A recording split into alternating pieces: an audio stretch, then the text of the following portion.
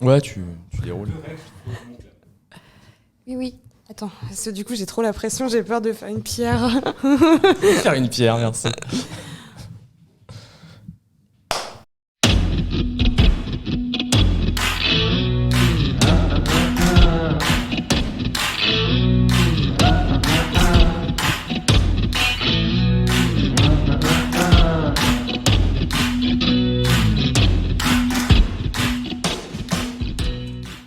Bienvenue sur le 7e podcast de Ça vient des RH.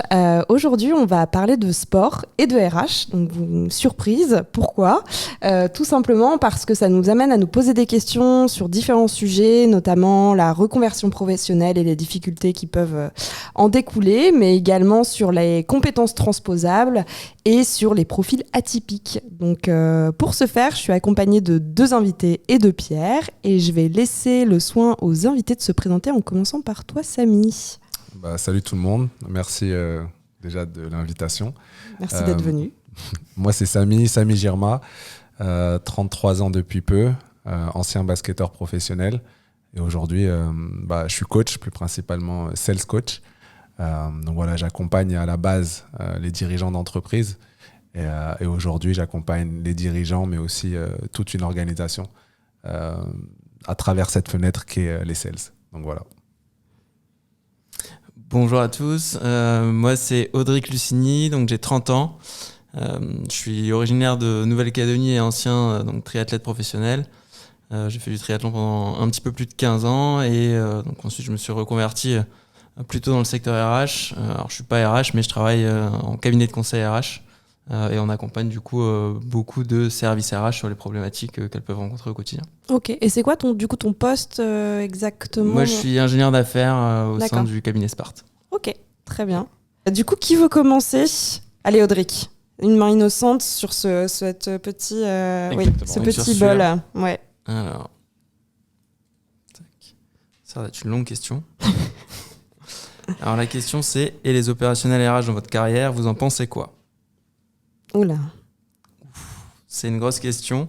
Sachant que moi j'ai pas une carrière qui est très fournie puisque je travaille depuis maintenant un peu plus de 5 ans dans le monde professionnel.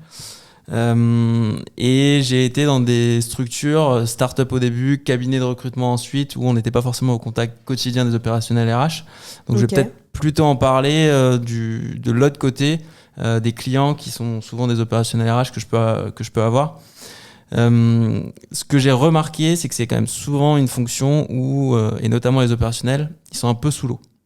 Notamment avec le Covid là, qui est arrivé il y a un petit peu plus de 2 ans, on se rend compte qu'ils sont pleins de bonne volonté, qu'ils veulent faire beaucoup de choses et qu'ils ont plein de sujets à traiter, mais qu'ils n'ont pas toujours les moyens mis à leur disposition ou qu'il va y avoir vraiment beaucoup trop de tâches diverses et qu'ils n'arrivent pas à se concentrer sur une chose.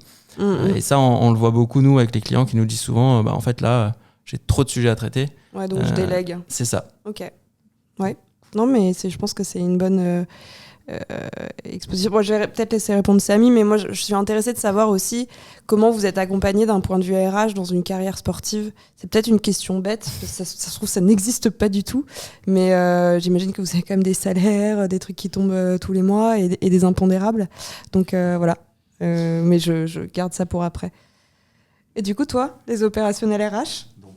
La même question ? Ouais. Attends, je la relis. Ouais, c'est intéressant d'avoir ton point de vue aussi. Toi, t'es plus au cœur de l'entreprise avec des RH.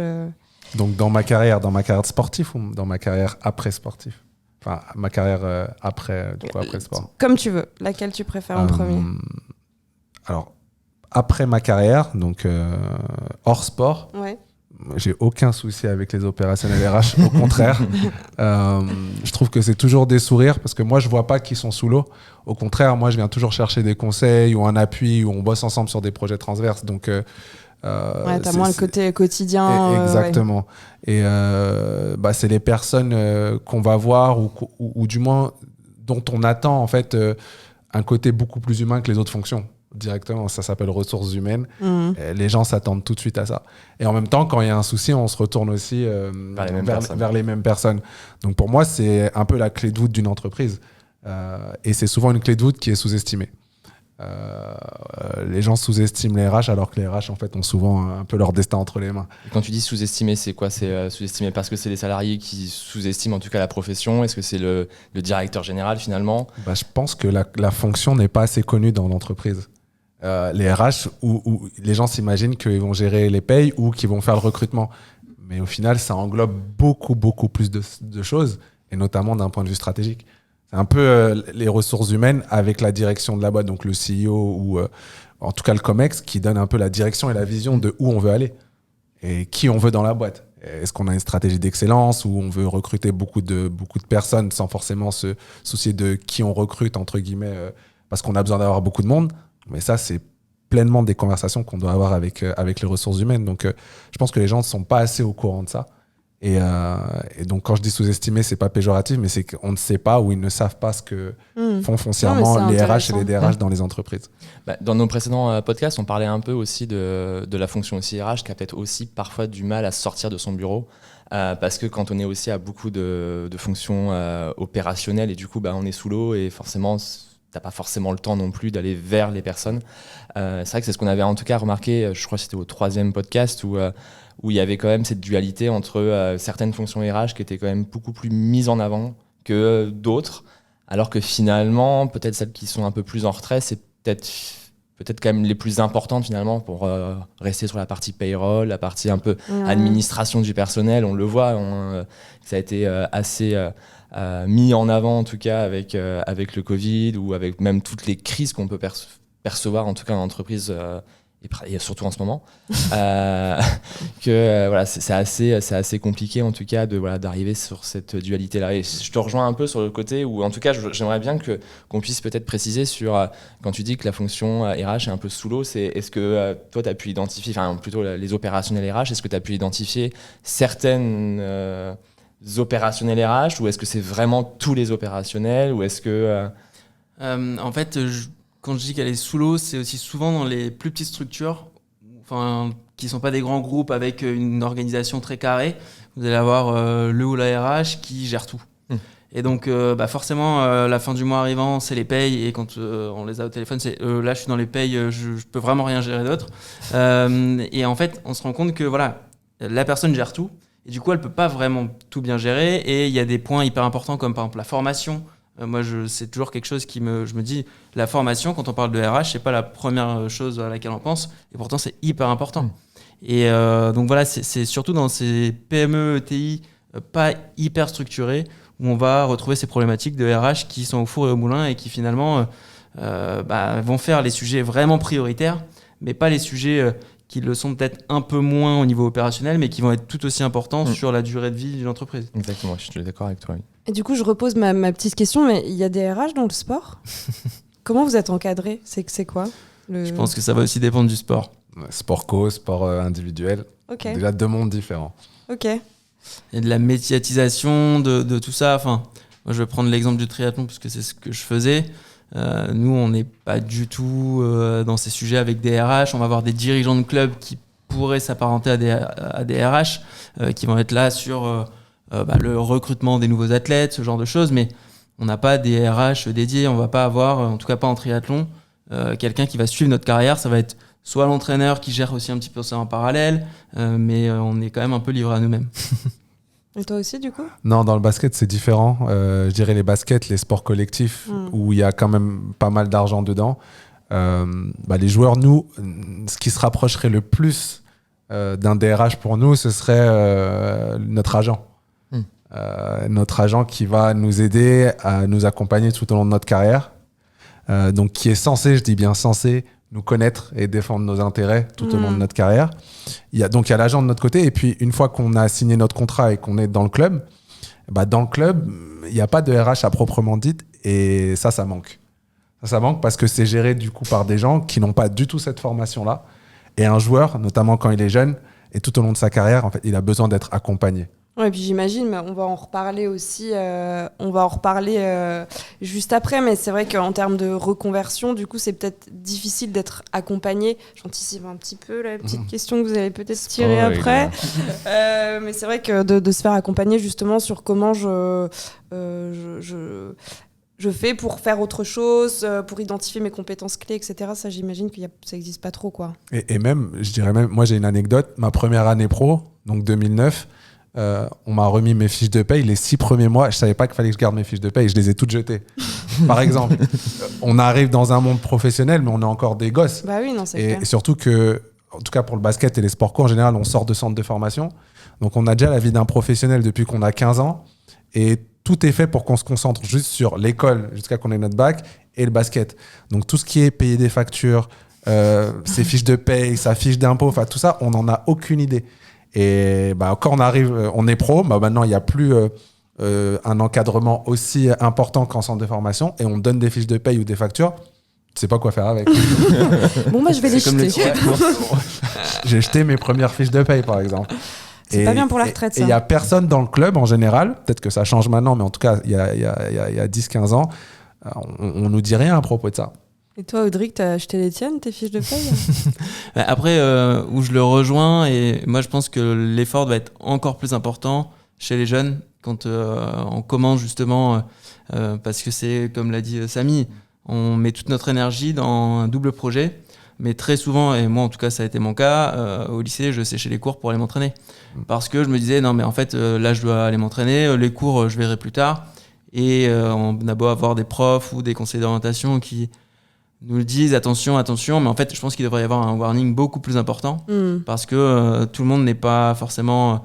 voilà, moi à la maison on me disait aussi faut bien travailler à l'école, mais ça me passait au-dessus et je misais tout sur le triathlon. Ouais. Et finalement là j'ai pas mal de regrets, notamment sur le fait quand on est sur les listes haut niveau ministérielles, on peut avoir accès à des grandes écoles beaucoup plus facilement avec un parcours aménagé. D'accord. Et moi ça je trouve qu'on me l'a pas assez fait ressortir.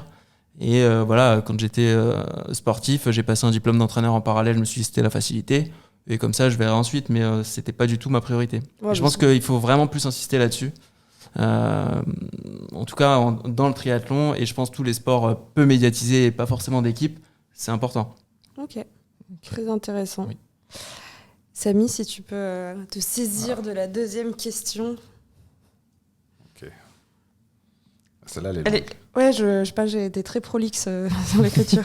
Que vous a apporté la pratique du sport de haut niveau dans votre pratique RH au quotidien? Management, formation, recrutement, accompagnement des salariés. Beaucoup de choses.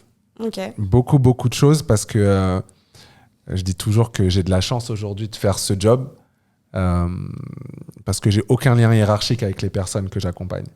Et coaching, pour moi, veut dire on a un contrat.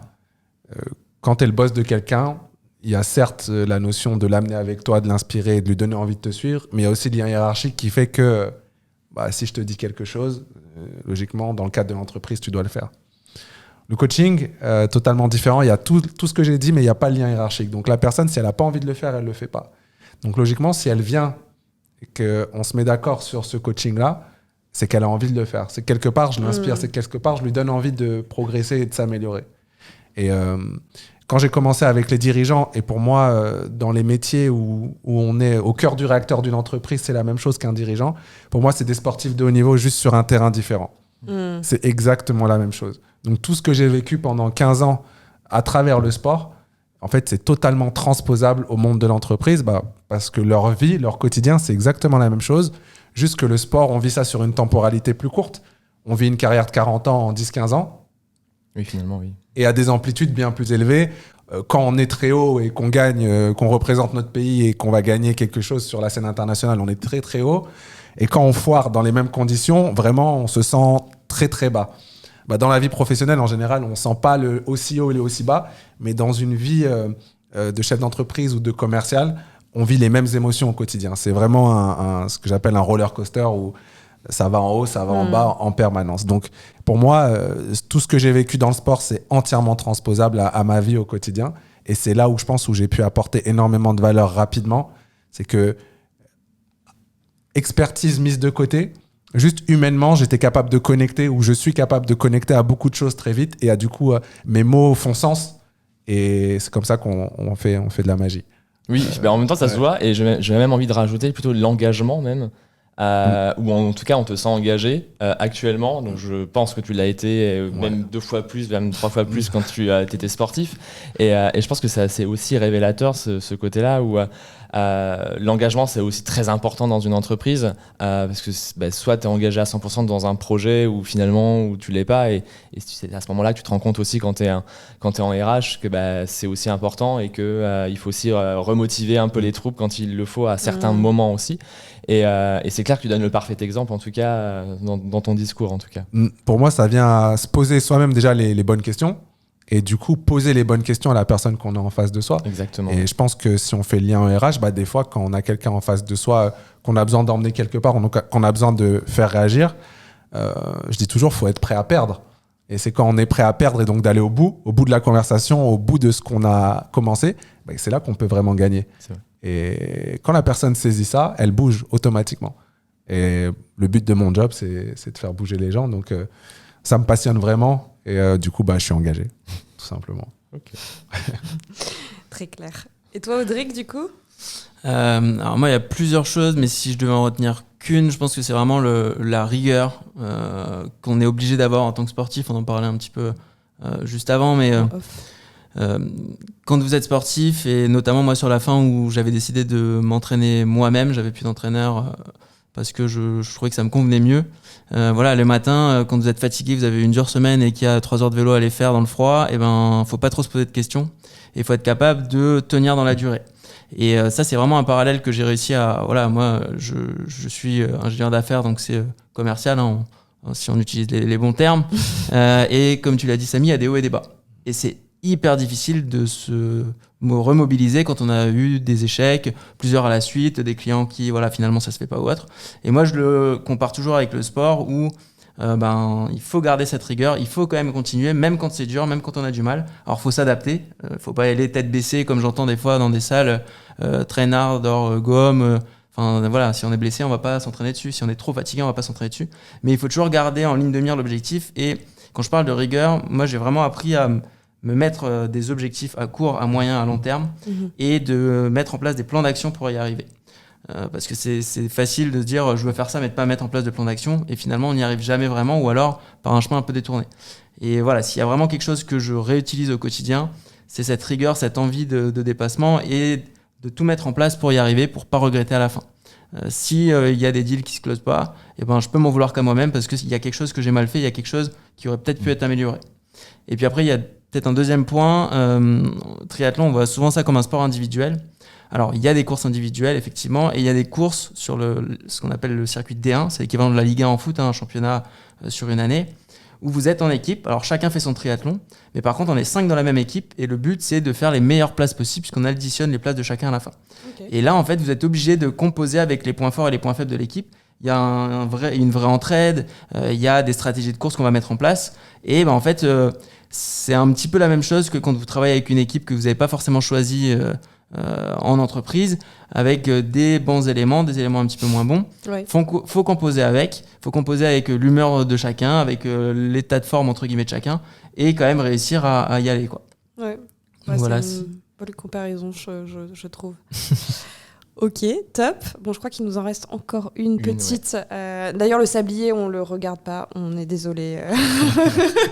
Mais du coup, Audric, je te laisse tirer la dernière. Alors, celle-là est intéressante. Les autres, non. Ça. Non. Elle est particulièrement intéressante. La reconversion professionnelle, un enjeu pour les sportifs. Peut-on se reconvertir facilement en dehors de son scope d'expertise ? Hop. Alors, oui, moi, je pense que c'est un vrai enjeu, et encore une fois, comme on le disait tout à l'heure, si on n'est pas très bien accompagné, parce que c'est souvent le cas dans les entre guillemets petits sports peu médiatisés, c'est vraiment quelque chose qu'il faut anticiper dès le début. Et si je prends mon exemple personnel, je l'ai très mal anticipé. Je me suis retrouvé à la fin à travailler un petit peu à Décathlon, un petit peu à faire toujours du triathlon et un petit peu entraîneur. Tout ça parce que je me suis pas posé la question de ce que j'allais faire plus tard, et dès qu'on m'en parlait, je disais oui, ça viendra plus tard. Et il y a des entreprises, moi j'ai notamment fait partie de Spring, qui fait partie du groupe Adecco, où il y avait des coachings entre des experts en recrutement et des sportifs professionnels qui étaient plutôt en fin de carrière pour les accompagner dans ce cette reconversion. Et je pense que c'est un des vrais enjeux. Il faut vraiment s'améliorer là-dessus. En dehors de son scope d'expertise, c'est encore plus compliqué quand vous regardez quand même les reconversions des sportifs. On reste souvent dans ce qu'on a déjà fait. Donc soit on devient consultant à la télé pour les footballeurs, soit on va aller vendre des articles de sport quand on a pratiqué un sport. Mais voilà, c'est peut-être de se poser la question en amont sur comment on peut faire pour aider les sportifs à se reconvertir justement hors de leur scope d'expertise, mais tout en gardant ces compétences qui peuvent être transposables d'un secteur à un autre. Ouais. Je pense qu'en réalité, au-delà du sport, on parlait aussi en off d'anciens militaires de carrière. Je pense que c'est parfois pas évident de les accompagner dans cette transition et on est assez peu équipés. Et c'est vrai que tu parles de cabinets qui potentiellement accompagnent sur ces transitions-là, mais ces transitions ont aussi un coût. Donc il faut bien que quelqu'un les paye et c'est rarement peut-être une initiative personnelle. Je ne sais pas si toi ça avait été le cas à l'époque où tu t'es dit allez je vais me faire payer un coaching ou un accompagnement pour savoir quelles sont mes compétences transposables. C'est pas évident je trouve effectivement d'accompagner dans ce chemin-là. Moi j'ai eu énormément de chance, c'est que dans les personnes que je côtoyais dans le monde du sport, j'étais en contact avec une personne qui était conseillère carrière à la SNCF. Okay. Et un jour où je voulais me reconvertir, je le savais, je savais pas trop quoi, je suis allé la voir, je lui ai dit écoute, je suis complètement perdu, j'aimerais reprendre des études mais je sais pas quoi, je sais pas ce que je sais faire, je sais pas ce que je veux faire. On parlait d'école d'ingénieur, école de commerce, je savais même pas ce que c'était, clairement. Et j'ai eu énormément de chance qu'elle puisse m'accompagner et sans elle, je sais pas où j'en serais aujourd'hui, quoi. Ouais, ok. Et toi, Samy, tu as eu les mêmes soucis qu'Audric sur la reconversion, en tout cas sur te projeter sur ta future vie? Ouais, complètement. Je pense que n'importe quel sportif se pose la question et surtout n'importe quel sportif fait ce qu'Audric a dit. Je suis conscient, mais on en parlera plus tard. Mais on le fait tous. On le fait tous parce que on vit de notre rêve. Et notre rêve, c'est depuis qu'on est gamin. Et du coup, on n'a pas envie qu'il s'arrête, même si on est conscient qu'il va s'arrêter. Et la vie d'un sportif de haut niveau, d'un sportif professionnel, c'est pas tant regarder derrière, mais toujours regarder devant. Et pour continuer à performer, on ne peut pas se dire et si ça s'arrête. Et pour moi, c'est l'enjeu primordial d'une carrière de sportif professionnel. Si on ne joue pas au foot en France, et encore, la plupart des athlètes, tous sports confondus, 5 ans après leur carrière, ils n'ont plus d'argent. Et en général, ils divorcent. Et en général, c'est compliqué. Pourquoi ? Parce qu'on vit ça vraiment comme une petite mort. En fait, c'est une vraie perte d'identité, l'arrêt d'une carrière. Si on ne l'a pas anticipé, ça donne pas mal de soucis et c'est la santé mentale qui en prend un coup. Donc moi, c'est la même chose que toi, sauf que je l'ai anticipé. Non pas parce que j'ai été plus proactif que toi, mais parce que moi, j'ai pris une vraie claque. Et il y a une intersaison qui s'est mal passée, changement d'agent, pas de club, pas de contrat. Et donc, je passe de ma bulle où je suis pas dans le monde réel à d'un seul coup, je redescends dans le monde réel, je retourne chez ma maman, j'ai plus ma voiture, j'ai plus mon appart et j'ai plus de contrat. Et là, je dois attendre un contrat. Et qu'est-ce que je fais ? Voilà, je me dis tout de suite, je veux plus jamais, peu importe ce que j'ai à faire, revivre cette situation où je dépends du basket. Et je peux vivre ma vie si j'ai un contrat. Si j'ai pas de contrat, je peux absolument rien faire. Et je me rends compte que tous les sponsors et tous les partenaires des clubs, ils nous apprécient en tant que sportifs. Mais s'ils doivent nous donner des responsabilités dans leur entreprise, c'est no-go. Parce qu'ils nous voient comme quelqu'un de très fort sur le terrain, mais qu'est-ce que tu vas faire dans mon entreprise ? C'est quoi tes hard skills ? Et là, ça devient difficile. Donc moi, la claque, ça a été, je sais que je veux pas être coach, je sais que je veux pas être coach coach sur le terrain, je veux pas être préparateur physique, je veux pas être médecin, je veux pas être avocat. Qu'est-ce qui me restait ? Je me suis dit, je vais faire une école de commerce. Et là, c'était le challenge. Quelle école de commerce va accepter un sportif qui est encore en activité, qui est pas prêt d'arrêter sa carrière ? Et là, c'était tout le challenge. Mais moi, c'est comme ça que j'ai préparé ma reconversion. Et à la base, je voulais juste avoir un diplôme de plus que mon bac. Puis ça m'a emmené beaucoup plus loin. Et c'est ce qui me permet aujourd'hui de faire ce que je fais. Mais comme tu le disais, Claire, c'est énormément d'investissement et de sacrifices. Moi, j'ai sacrifié ma carrière au plus haut niveau parce qu'il fallait trouver un deal avec les clubs pour que je puisse aller à l'école certains jours de la semaine. Et donc rater des entraînements, et avec l'école qu'ils aménagent le temps pour que la plupart du temps je sois pas à l'école. Donc et c'est moi qui ai financé toutes mes études. Donc voilà, mon calcul c'était celui-là, et aujourd'hui je le regrette pas parce que ça a ouvert la porte à énormément de sportifs de haut niveau. Ça a fait un peu jurisprudence et aujourd'hui les institutions ont énormément évolué. Mais il y a 10 ans en arrière, si tu jouais et tu voulais encore jouer, tu pouvais pas retourner à l'école à moins qu'une école croie en toi et fasse un petit pari avec toi. Okay, donc voilà comment ça s'est passé pour moi. Ok. Bah, merci pas si simple finalement la reconversion et puis limite même, alors peut-être un peu trop facile, peut-être quand on reste dans son scope d'expertise finalement.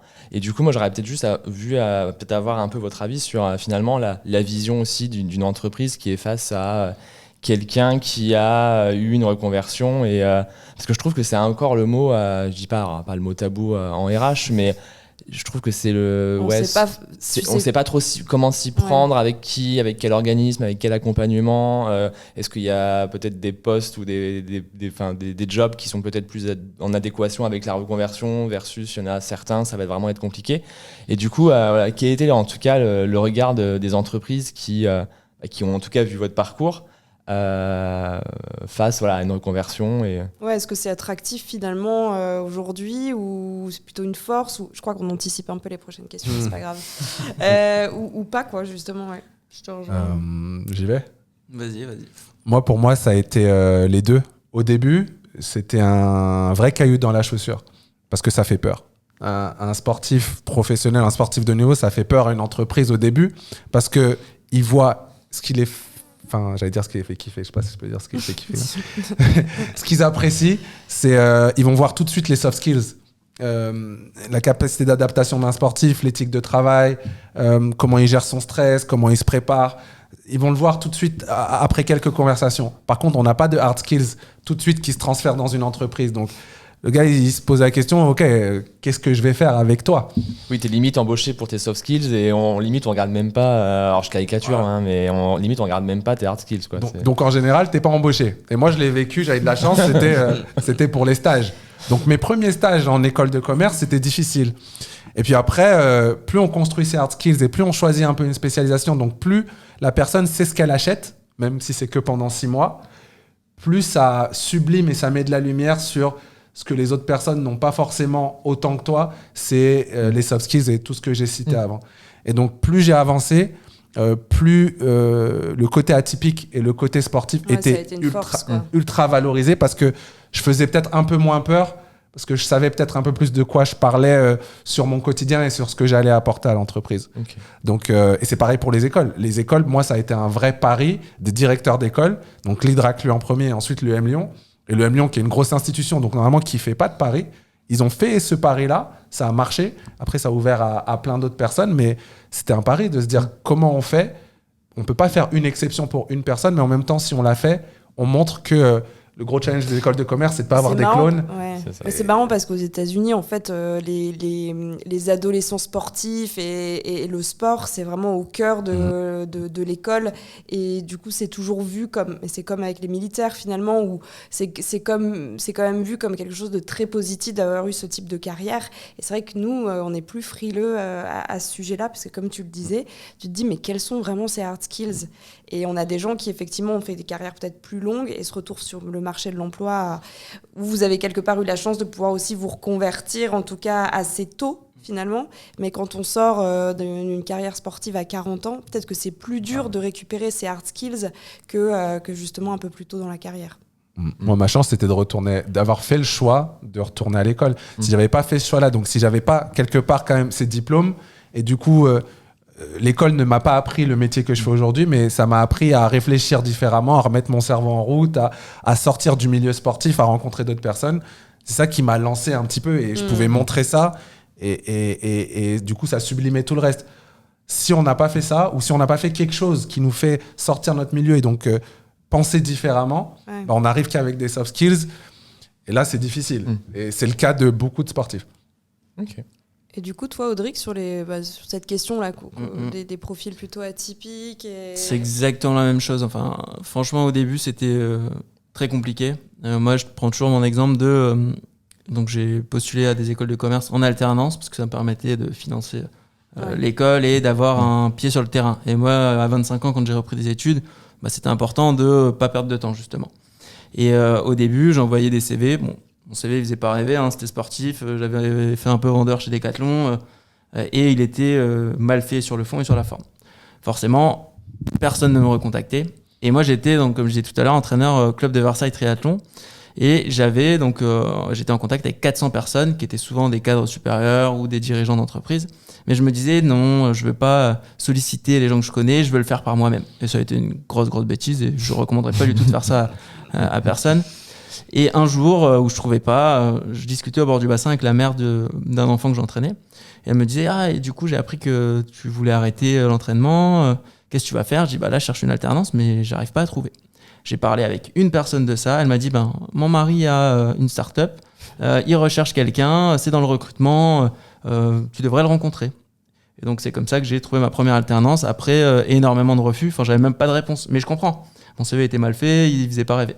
Et par contre, par la suite, c'est vraiment une force. Et comme tu l'as dit tout à l'heure, les gens, ils vont être très curieux, ils vont nous poser beaucoup de questions.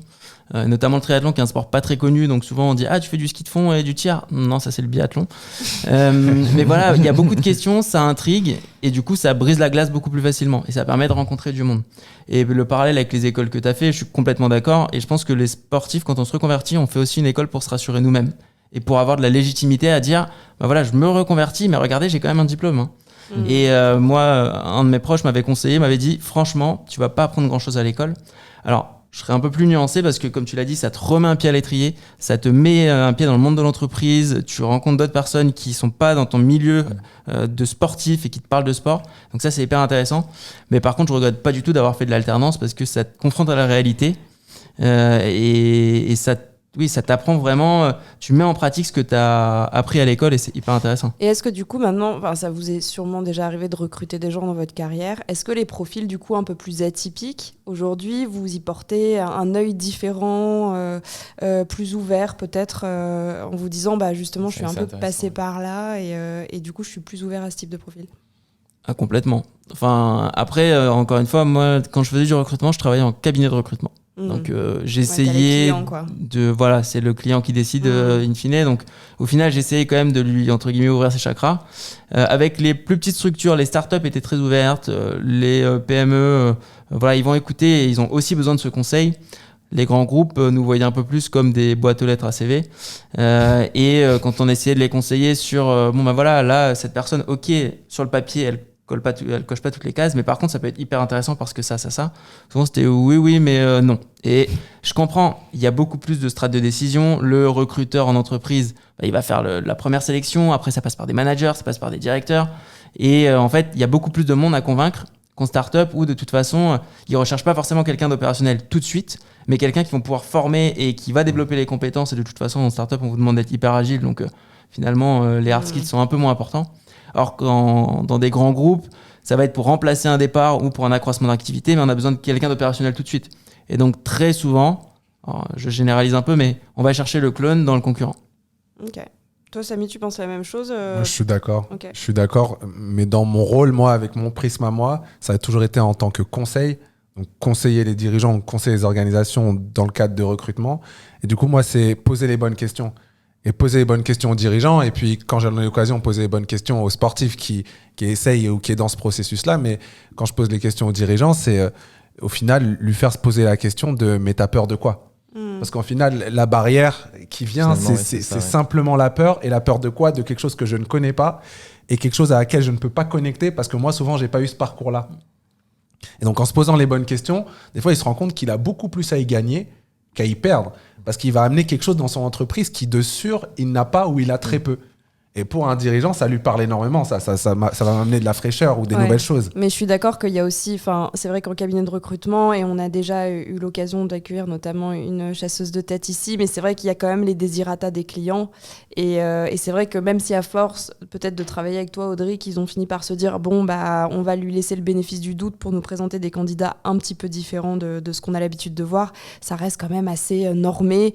Et sur les 5 candidats, avec un candidat profil atypique et 4 clones, c'est vrai que l'entreprise va plutôt sécuriser un profil entre guillemets clone qu'un profil plus atypique. Et puis après, quand on recrute des profils par exemple de sportifs qui justement vont avoir besoin d'être formés, il faut être capable de le former derrière parce que l'entreprise va avoir des attentes, mais le recruter aussi. Et moi je prends mon exemple, quand j'ai commencé dans le monde professionnel, j'étais le premier à dire ok, je suis plein de bonne volonté, franchement demandez-moi tout ce que vous voulez, je m'investirai à fond, mais si je suis pas formé ça va être compliqué. Et on peut pas se dire je recrute un profil entre guillemets atypique et derrière pas le former et dire ah bah oui mais ça marche pas. Parce que oui, c'est clair. il manque quelque chose dans l'équation. Finalement, il faut quand même le remettre aussi pas dans une norme, mais en tout cas essayer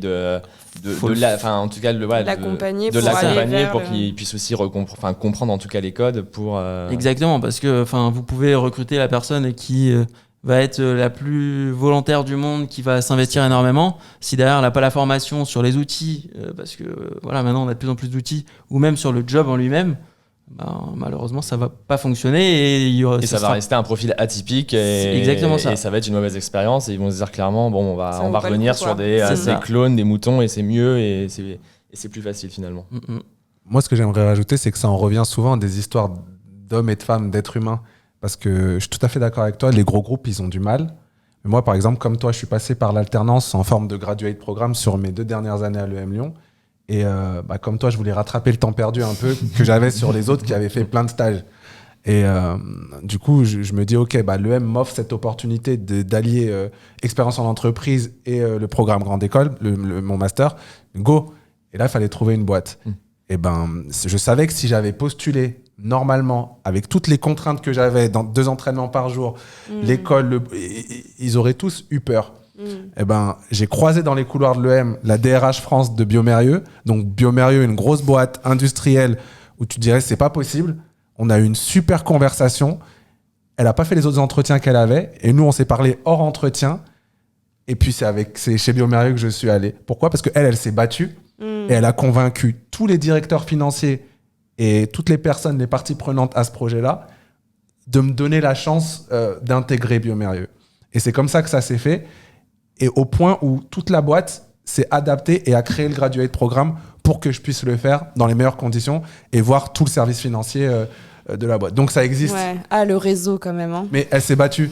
Mais le réseau, ça fait vraiment tout. Et en fait, s'il y avait bien un conseil aussi à donner à des sportifs en reconversion, mais pas que, c'est utiliser votre réseau. Et le réseau, c'est pas que les gens qu'on a sur LinkedIn. C'est la famille, c'est les amis, c'est toutes les connaissances qu'on peut avoir. Et alors, moi, ça a été mon sujet de mon mémoire. Alors, je vous donne la problématique courte, mais c'était l'impact du réseau dans le business. Et que ce soit dans le business ou dans le recrutement, c'est un impact qui est énorme. Et du coup, vraiment, quand on se reconvertit, c'est solliciter son réseau pour se former, pour tout en fait. Et c'est hyper important. Et souvent, on a tendance à se dire, j'essaie de me reconvertir, je suis pas légitime, donc on se referme un peu sur nous-mêmes, alors que c'est exactement l'inverse qu'il faudrait faire. Ok. Hyper intéressant, on va retenir ce tips pour ceux qui nous écoutent. On peut essayer de piocher de 2e box, mais à mon avis, on a traité au moins une des questions. Oui. Samy, j'y vais. Vas-y. Pardon. Si on l'a traité, je passe. Oui. Ok. Tu peux faire un petit tas à côté. Est-ce que cela a été un frein dans votre carrière ou au contraire un accélérateur ? On en a déjà un petit peu parlé, sauf si vous avez des choses un peu à rajouter sur ce thème. Un accélérateur, je dirais. Ouais. On en a parlé, ouais. Une autre ? Allez. Selon vous, est-ce que la France est prête à prendre des risques en recrutant des profils atypiques ? Ouais, c'est intéressant parce que là, c'est pas forcément vous qui prenez en tant que candidat, mais est-ce que vous pensez que globalement, les entreprises sont prêtes à faire le pas aujourd'hui ? Je dirais qu'il y a 10 ans, non. Il y a 10 ans, c'était difficile et je sais pas pourquoi. Il s'est passé pas mal de choses avec le pacte de la performance. Il y a pas mal de choses qui ont été faites. Les écoles qui s'ouvrent, qui ne veulent plus des clones, qui veulent l'EM Lyon, par exemple, quand je suis arrivé, ils étaient en plein dans le truc. On veut des profils atypiques. En même temps, on ne sait pas comment recruter des profils atypiques. Ma question, c'était aussi ça. Enfin, plutôt ma remarque, c'est est-ce qu'il n'y a pas eu non plus une phase où on a voulu recruter en tout cas, on voulait absolument un profil atypique dans son entreprise, mais juste pour dire qu'on avait un profil atypique. C'est un peu à la mode. En disant le totem, on en a un, c'est bon, on fait partie des entreprises qui sont hyper à la mode. Et ça revient un peu à la discussion qu'on a eue il y a quelques minutes. C'est est-ce qu'on est aussi capable de pouvoir les accompagner sur quelque chose qui soit durable en tout cas. Je dirais de plus en plus, moi. Je pense que ça s'ouvre, je pense que ça fait moins peur. Je pense que c'est comme tout, encore une fois, ça en revient à qui on est. Et quand on a une bonne expérience avec quelque chose, on est plus prompt à la répéter.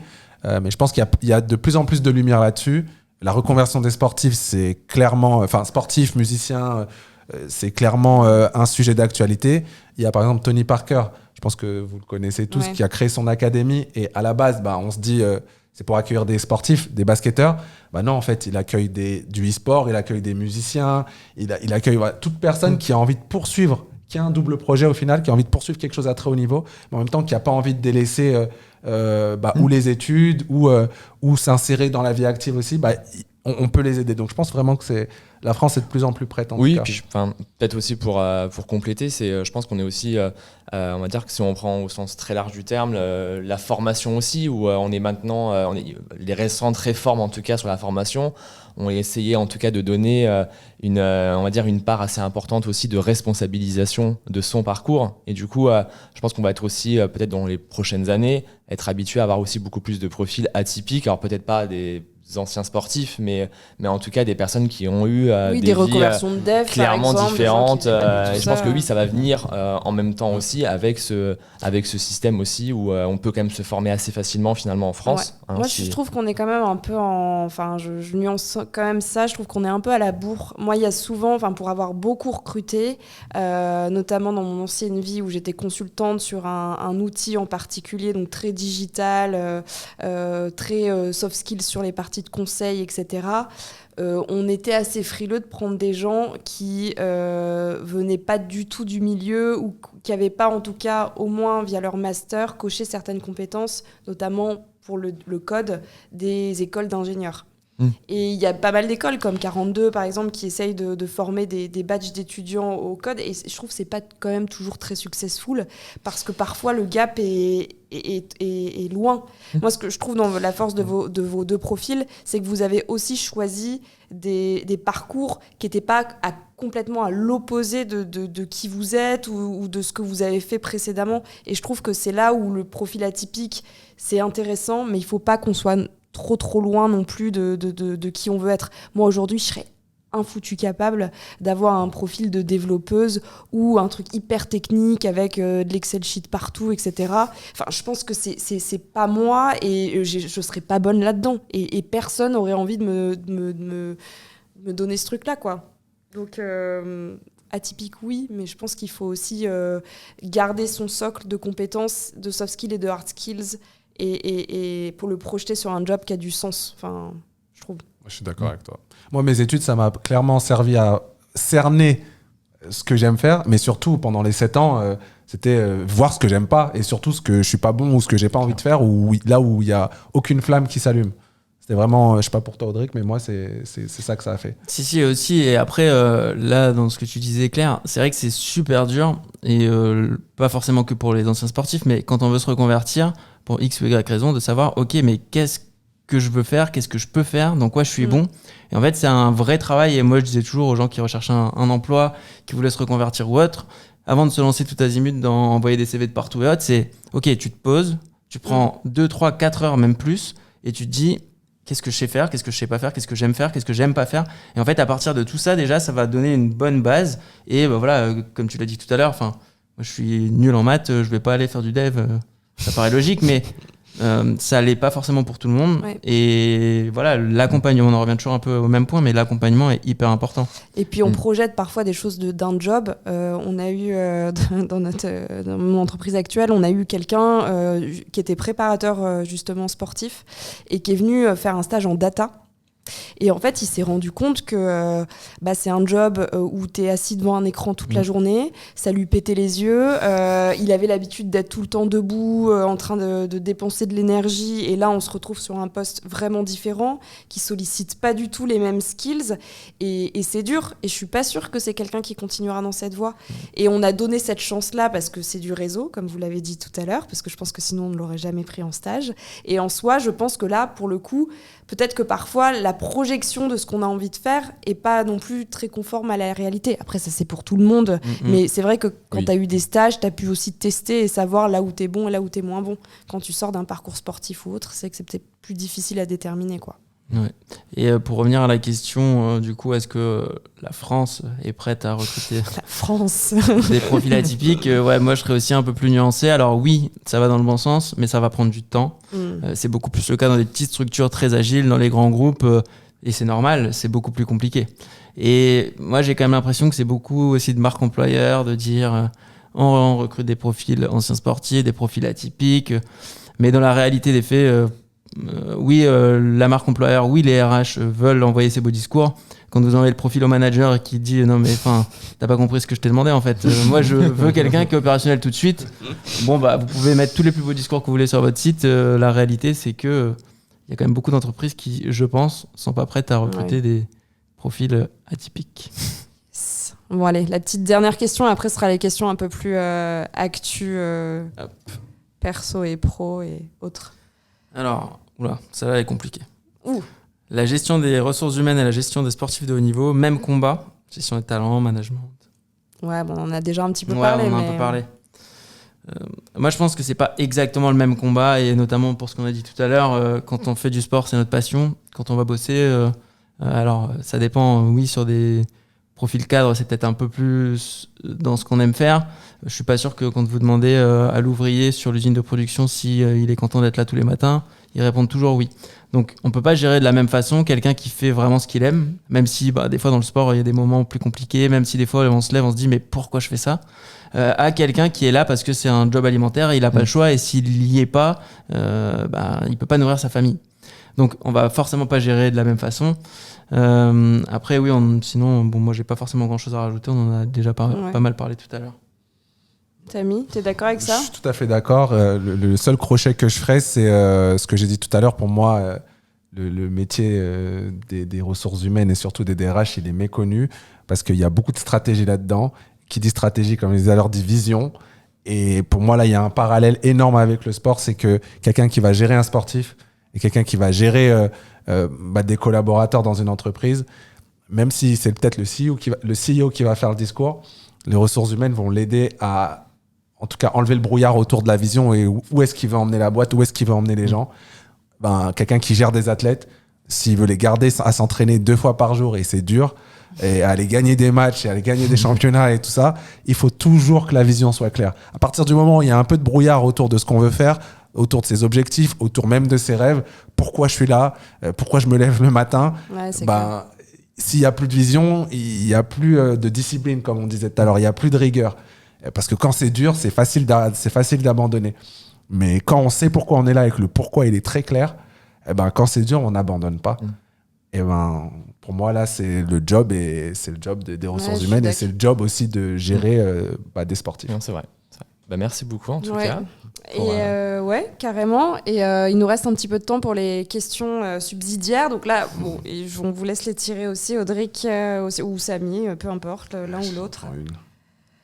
Quel est votre moment préféré de la journée ? Alors ? Je dirais le soir. Le soir, parce que le soir, je fais toujours. Il y a toujours ce moment où je décante, où la journée, elle redescend. Moi, je médite. Je suis quelqu'un qui fait de la méditation, donc c'est le moment où vraiment je sens le calme arriver.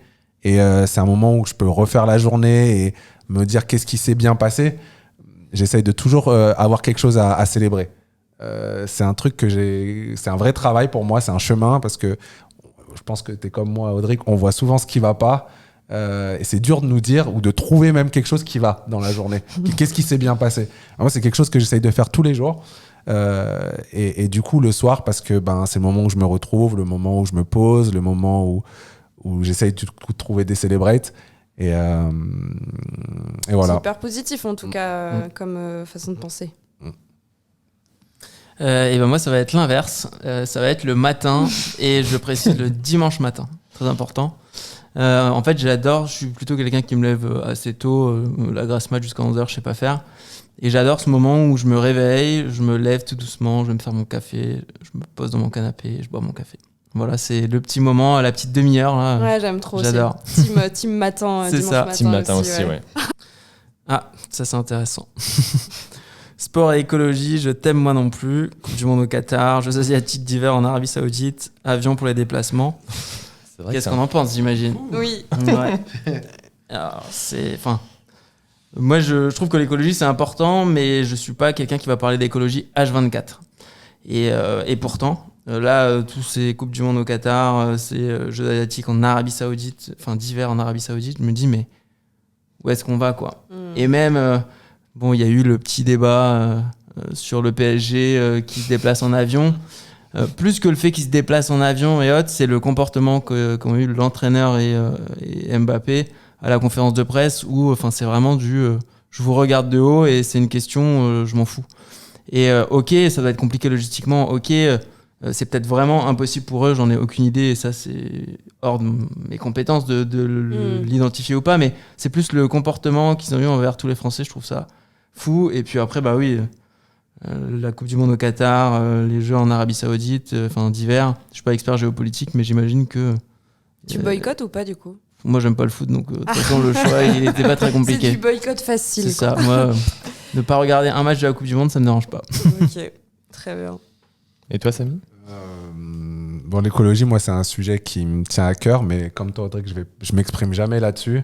Moi, j'ai été coupable, entre guillemets, de ces déplacements en avion et de ces déplacements, des fois, aller aux Philippines pour 3 jours parce qu'on doit jouer là-bas, etc. De fait, je sais qu'on n'a pas le choix et en plus, on n'a pas notre mot à dire, entre guillemets, et que l'important, c'est y aller, se préparer, faire le match ou le tournoi et revenir, récupérer. Et ils font au mieux. Et des fois, le mieux, on est obligé de prendre l'avion. Mais par contre, il y a un sujet qui me choque, moi, et je suis pas très foot, je regarde juste le foot quand j'ai un pote, par exemple, qui va jouer. Et là, pour la Coupe du Monde, j'ai un pote qui va jouer. Et quand j'ai compris qu'il y avait peut-être 8 stades qui ont été construits, genre dans 50 km², j'ai dit, mais pourquoi ? Et ça, par contre, ça, c'est choquant. Et je pense qu'on le sait pas si on s'y intéresse pas vraiment. Donc, je pense que la question, c'est même pas boycott ou pas, c'est que c'est ce qui est en train un peu de se dire en ce moment, c'est qu'on le sait depuis 8 ans que la Coupe du Monde, elle est là-bas, ou 8 ans et quelques. C'est pas maintenant qu'il faut se réveiller. Je pense c'était avant. Et moi, j'avais aucune idée qu'ils construisaient autant de stades dans un petit périmètre. Surtout après, ils vont servir à quoi ? À rien. Et ça, par contre, on marche sur la tête clairement. Et on sait pourquoi on marche sur la tête, parce que c'est des enjeux purement financiers derrière. Et il n'y a rien d'autre, quoi. Donc, je ne sais pas ce qu'on peut faire à notre niveau. Mais en tout cas, les gens qui allouent ces slots-là, c'est à eux de se poser les bonnes questions, je pense. Non, je suis bien d'accord avec toi, ouais, c'est clair. Je dis pas que c'est pas aujourd'hui qu'il faut se réveiller, mais c'est vrai que c'est peut-être un peu tard, quoi, finalement. En tout cas, à notre niveau. Eux, je sais pas ce qu'ils peuvent faire, mais à part dire que les équipes, comme certains athlètes individuels, peuvent choisir de boycotter une compétition, et c'est dur pour eux, parce que les JO, boycotter les JO, une Coupe du Monde, tu t'entraînes depuis 2, 3, 4 ans pour clairement. Ça. Les sport co comme ça, faut que la Fédé dise on n'y va pas. En général, non, mais c'est clair, pour un sportif, c'est impossible de se dire je vais boycotter juste parce que je suis écolo dans l'âme et je vais pas aller au dernier JO. Après, il y en a qui le feront, mais c'est vrai que c'est une trop belle aux portes aussi pour certains, ce qui est normal. Comme tu dis, ils s'entraînent pendant des années pour ça, c'est compliqué, quoi. Ouais, je pense que le problème, il est pas au niveau des sportifs, là, il est au niveau des gens qui sont derrière le sport. De décision, de là où on mène les... Enfin, c'est vrai que là, en plus, ça vient d'être annoncé là, pour les Jeux d'hiver.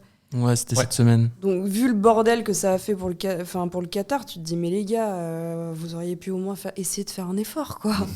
Mais ouais, donc bon. On va peut-être encore tirer une dernière question. Une dernière. Allez. Sauf si l'autre était vraiment trop bien, mais... Elle est bien, celle-là. Quelle est la personne qui vous inspire le plus ? Elle est dure, en plus. J'en ai plusieurs. C'est la plus dure. Ouais. J'en ai plusieurs. Il y a les personnes très proches, typiquement moi, ma mère, elle m'inspire énormément. Je pense que la résilience que j'ai eue tout au long de ma carrière et dans ma vie, ça vient en grande partie de ma mère. Et plus j'avance dans la vie, plus je m'en rends compte, parce qu'il y a 10 ans, j'aurais été incapable de dire ça. Donc je dirais ma mère, et en tant qu'athlète, il y en a pas mal. Mais là, ce qui me vient, c'est Kobe Bryant, tout simplement parce que ce gars-là, il avait une éthique de travail qui n'a jamais été vue, et depuis le jour où il est mort, ça prend encore plus d'ampleur, parce que les gens se disent, mais en fait on a côtoyé un gars c'était un ovni, un alien, et lui pleinement, c'était le premier à dire, moi je suis motivé tous les jours de ma vie, mais il y a des jours où je le suis pas. Par contre, le fait que j'aille m'entraîner, et le fait que je finisse, et le fait que je fasse ce que je fais, c'est purement ma discipline, mon éthique de travail et ma rigueur. C'est pour ça que c'est resté, et je pense dans tous les sports, ça fait écho à tous les sports. Et la dernière personne qui est hors sport, ce serait Nelson Mandela. Nelson Mandela, pour tout ce qu'il a fait dans sa vie, et qu'il a mené des combats qui semblaient perdus d'avance, et comme quoi une personne avec une pensée ou des pensées ça peut changer le monde et changer le monde de beaucoup de personnes. Donc on commence toujours par changer son monde pour changer le monde. Lui, il a clairement changé son monde intérieur, puis ça s'est matérialisé à l'extérieur. Et je trouve qu'il y a beaucoup de choses. Quand on étudie la vie de Nelson Mandela, on se rend compte de beaucoup de choses. Donc voilà, pour moi. Moi, je vais rester dans le thème. Pareil, c'est une question qui est hyper compliquée, donc pas évident de trouver une seule personne, mais par rapport au sport, par rapport à tout ça, je trouve que Michael Phelps, ça fait un peu cliché, mais c'est pareil, un bosseur, c'est incroyable ce qu'il a fait. Il a gagné plusieurs titres sur plusieurs JO différents. Et en fait, moi, ce que j'aime bien aussi chez lui, c'est qu'il s'est pas arrêté au sommet de sa carrière. Il s'est arrêté, il s'est dit, bon, tiens, en fait, j'ai envie de reprendre, j'ai envie de prouver que je peux revenir. Et il est revenu à un très bon niveau, pas au niveau qu'il avait. Et il a quand même accepté de se dire, bon, ben voilà, je me confronte à meilleur, je suis pas au top de ma forme, mais j'y vais quand même. Et j'avais lu un bouquin sur Michael Phelps où apparemment il a une routine de concentration avant de rentrer dans le bassin qui est assez folle. Et en fait, apparemment, il projette même l'heure d'avant comment il va nager, dans quelles conditions. Et en fait, c'est comme s'il se faisait le match avant le match, quoi. Et c'est assez impressionnant. Et je pense que justement, vous parliez de rigueur tout à l'heure et je pense que ça, c'est vraiment lié à ça. C'est de se mettre dans sa bulle, de performer et d'avoir une routine mentale pour en fait performer, et je trouve ça assez impressionnant effectivement sur lui. Ouais, complètement. Et après, je pense que les sportifs, on se le fait un peu tous ça avant la course, de se projeter tous les scénarios. Ouais. Et le truc, c'est qu'il faut réussir à ne pas se déconcentrer et à rester concentré même quand ça se passe pas forcément comme on le veut. Et enfin, moi, je sais que perso, c'était une des choses les plus dures. Au début, j'y arrivais pas du tout. C'est pour ça que je faisais que des résultats en dents de scie, très bien ou très mal. Et voilà, au fur et à mesure, j'ai réussi à corriger un petit peu ça. Alors, c'était pas parfait, mais et ça, je pense que, bon, pour revenir dans le thème, c'est aussi quelque chose que je réussis à transmettre dans le monde de l'entreprise, quoi. Ok. Et la bonne nouvelle par rapport à ça, c'est que c'est pas réservé aux sportifs, la visualisation, et que n'importe quelle personne dans n'importe quel métier qui veut performer et qui veut atteindre un objectif, c'est un outil incroyable. Incroyable. Et dans le coaching, c'est quelque chose qu'on peut utiliser. C'est une petite carte qu'on peut sortir, mais visualiser, peu importe ce que vous faites dans la vie, vous pouvez l'utiliser. Non, c'est intéressant, je le fais jamais, moi, je crois. On va commencer à devoir faire des coachings. Et toi, Claire, alors? Je sais pas, à chaque fois, je réfléchis, j'étais en train de réfléchir et j'ai pas de. Là, j'ai personne qui me vient en ce moment. Moi, il y a énormément d'écrivains qui m'inspirent, mais c'est les vieux écrivains, tu sais. Et c'est pas tant pour des considérations d'éthique, ou c'est plus parce qu'ils ont une plume folle qu'on retrouve plus aujourd'hui. Donc, ouais, non, il y en a plein. J'ai pas quelqu'un en tête, là. Et toi ? Moi, ce serait Angela Davis. C'est une militante afro-américaine dans les années 70-80 qui alors j'aime bien parce que j'ai ce côté militant, en tout cas dans ma vie perso, et on va dire, je lui ressemble en tout cas sur ce côté-là, où elle n'a pas hésité en tout cas à braver les interdits pour aussi montrer les droits et en tout cas promouvoir le droit des personnes de couleur aux États-Unis, et partir aussi sur un discours féministe finalement. Et du coup, j'aime bien cette ténacité qu'elle a eue et qu'elle a encore d'ailleurs. Donc voilà, ouais. Angela Davis. Ouais. D'accord, cool. En tout cas, merci d'avoir joué le jeu, d'avoir répondu à toutes ces questions. C'était hyper intéressant de confronter vos visions et de mettre en parallèle effectivement vos carrières de sportifs avec le milieu de la RH, des profils atypiques, des reconversions. Merci beaucoup pour ça. Et puis n'hésitez pas à mettre des commentaires, à partager et à nous écouter puisque c'est un podcast qui sortira très prochainement. Merci. Merci. Merci à tout le monde.